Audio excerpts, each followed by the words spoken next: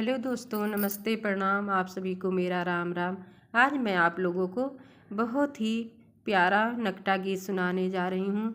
यह गीत उस समय का है जब सीता जी के दोनों बेटे राम जी से लड़ाई करने जाते हैं और सीता जी उनको समझाती हैं। उस समय का वर्णन इस गीत में किया गया है। आप लोग गीत सुनिए, पसंद आए तो मेरे चैनल मंगल लोकगीत को सब्सक्राइब, वीडियो को लाइक एवं दोस्तों के साथ शेयर कीजिए।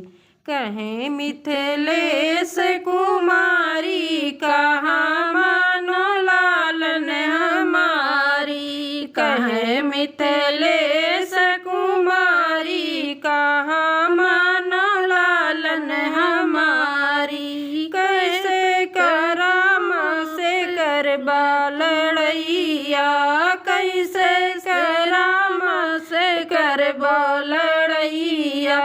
पैबा न बाढ़ समारी कहाँ मान लालन हमारी। पैबा न बाढ़ समारी कहाँ मान लालन हमारी। कहे मिथिलेश कुमारी कहाँ मान लालन हमारी। वहाँ के राजा बेटा अयोध्यापति हैं, वहाँ के राजा बेटा अयोध्यापति हैं। आई जइए आफत करारी कहाँ मानो लतिया हमारी। आई जइए आफत करारी कहाँ मान लालन हमारी। कहे मिथिलेश कुमारी कहाँ मान लालन हमारी। दोनों लाल सिया से बोले, दोनों लाल सिया से बोले।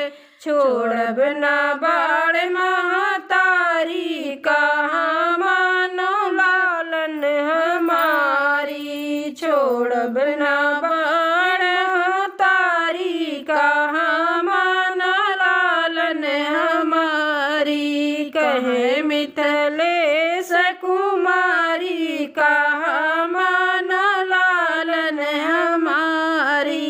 दोनों लाल सिया हृदय लगावे, दोनों लाल सिया हृदय लगावे। असील प्रतिज्ञा तुम्हारी कहाँ मानो लालन हमारी। असील प्रतिज्ञा तुम्हारी कहाँ मानो लालन हमारी।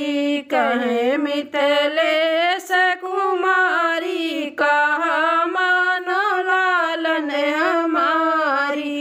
कहे मिथिलेश कुमारी कहाँ